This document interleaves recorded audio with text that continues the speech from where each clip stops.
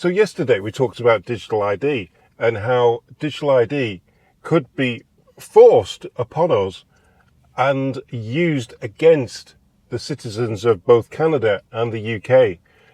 But what else does digital ID need? It needs AI. It needs an AI infrastructure around it to recognize faces and to digest the information quickly, because a human just can't do that. AI plays a crucial role in digital ID tracking by enhancing security, automating verification processes, and enabling more efficient and personalized identity management.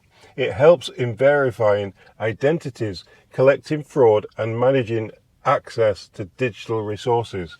Now, what happened over the weekend is that the British PM and the Canadian PM met up and they had a little interview with the press, and they talked about AI and how they're both well in and well deeply involved with AI, both countries. If you think yesterday's video was a joke, watch this. It's a great pleasure to welcome Prime Minister Starmer and Aidan Gomez here this morning to Ottawa, to Centre Block. The Government of Canada has been working closely with Cohere, one of Canada's and one of the world's leading AI companies, many applications that we can use, that Canadian businesses can use, and the world can use. And we're absolutely thrilled that a partnership is developing between the United Kingdom and Cohere. Prime Minister will speak to that in a moment. But I'll just say one other thing, which is that the UK, Canada we'd like to say as well, have been one of the pioneers in not just AI development, but also the safety and security of the applications of AI to really realize the full potential. And we're deepening the collaboration between Canada's AI Safety Institute and the new UK Security Institute. And this is going to help to realize the full potential for all our citizens. So, Prime Minister. Thank you very much, Mark, and Aidan as well. Thank you.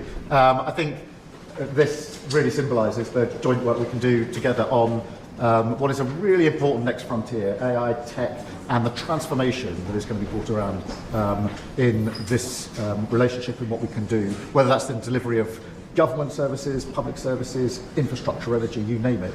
And it's really good. And I think it's a real indication of the strength of the relationship between our two countries that we're able to bring this together in this joint way. So thank you so much for being here. Thank you for this opportunity. And I'm much looking forward to the way in which we're going to continue to work together.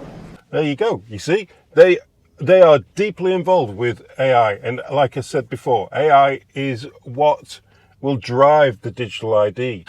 Now they'll say things like, well, if you don't like the boats coming over, maybe we'll have some digital ID to stop that and crime. And so and if you go to a bar, you might have some digital ID to go in there.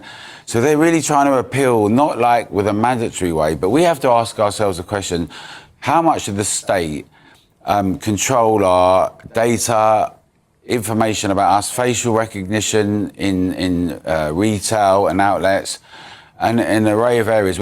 It will drive the facial recognition in the streets.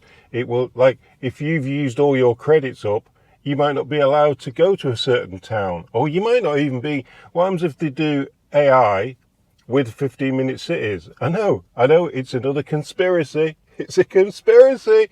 I know, 15-minute cities, they're a conspiracy. Well, except for in Oxford or Edmonton. But yeah, they're a conspiracy.